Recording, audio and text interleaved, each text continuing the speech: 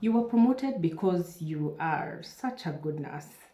You knew the patients, you know the wards, you know everything and everybody. You are calm under pressure, you are dependable, you are reliable.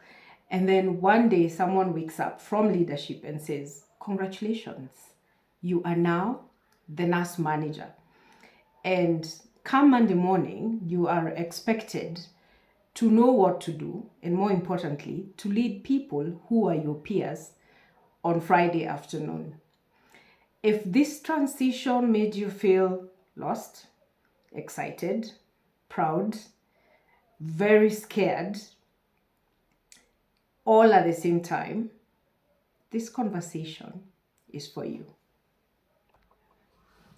So a promotion is normally interesting, yeah? It looks like recognition, and for a moment there, you actually feel very good. Well, externally. But internally, it feels like such disorientation because you have been a clinician for so long, and clinical work is very familiar. But now the responsibility has changed. You are no longer responsible for that one patient that you are taking care of, or the six, or however many. You are now being asked to take care of a team, to create conditions where a team can work and deliver quality of care and excellent patient experience. And this is a different kind of work, to be honest, because it requires you to be able to notice patterns, to see trends, to have difficult conversations, especially with those friends or the people who you have been working with, to follow up, to do audits, to attend meetings, to advocate, to negotiate, and sometimes to even draw a boundary on behalf of your team. Yet many nurse managers, get this title, perhaps a handover if you're lucky and a few things here and there, but never really an orientation, especially around this change in responsibility. So, unfortunately, when this happens, most nurse managers end up feeling as if, maybe I'm not such a good leader, maybe I'm not cut out for this post. I've actually seen some who've even stepped down because it just feels like a lot of chaos in a world that you had control over. As a staff nurse, you were responsible for that one patient or the few patients that you have, and you're able to manage that care very quickly, very fast, efficiently. And then now as a nurse manager, you're being required to look at everything from another angle and work through people who are your colleagues, and now you have to ask them to do something. As a staff nurse, you could get away with not having a difficult conversation with your colleague and go through the shift and go home. As a nurse manager, you will be required to have that difficult conversation because the ward has to run and the team has to work together, and you have to ensure that that happens. And this normally just creates so much tension internally that if not supported, one can easily just decide to give up or step down. Well, the good news is, you have not changed and you have not become less competent. Your work has just changed. And your, let's say, your level of effort and where you're now responsible has changed. And now your work lives in four buckets or containers, if we shall call them. You now have you to think about, and you have to develop the confidence in yourself to be able to lead. You have to work on yourself because what you bring on the table is what the team takes away. Now you have to think about priorities, not only for you, but for the whole team. You have to think about their development, and you have to think about boundaries, seriously about boundaries. And then the next bucket is for the team. And you have to worry about the well-being of your team and whether your priorities are clear to them, whether communication is clear. Are you holding them accountable? Are you able to hold them accountable? And are they very clear about the boundaries? And then the third thing, now you have to worry about your unit, and you have to think about staffing.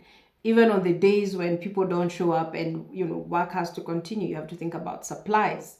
You have to think about performance. You have to think about the senior managers and whether we are meeting targets. And these were things that were not within your purview earlier. Then finally, you have to think about the patient care, the patient experience, and family experience. And you have to be at the front in making sure that all the patients and their families get the best experience possible within the conditions you are now responsible for each and every patient and their family. Yeah. Well, yeah, that could be a lot to take in, especially when you've just been responsible for one aspect, then suddenly there are four, and nobody is asking you to get to master all the four at once. However, you do need to recognize that now that is the reality of your new role, and naming them starts to reduce the ambiguity or the chaos or the anxiety that comes with being a new nurse manager. So here's something I'd like for you to do, especially today's Monday. If it's your first day, your first week, your first month, look, it could even be 6 months down the line and you've never really gone through this. If this is resonating with you, then take a piece of paper and draw 4 columns. And then on column 1, write myself. Then column 2, my team. And then my unit. And then patient and family. And then I want you to just list under each column what currently feels unclear, heavy, those things you think about and you feel like your heart is racing. Just try to put them according to each of the columns.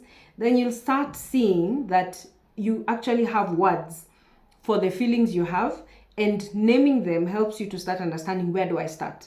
So after you've put them down in the 4 columns, then it's easy to pick the one that makes your heart race the fastest, and that becomes the place you want to start in getting clarity around this very new, very exciting role that you have been given.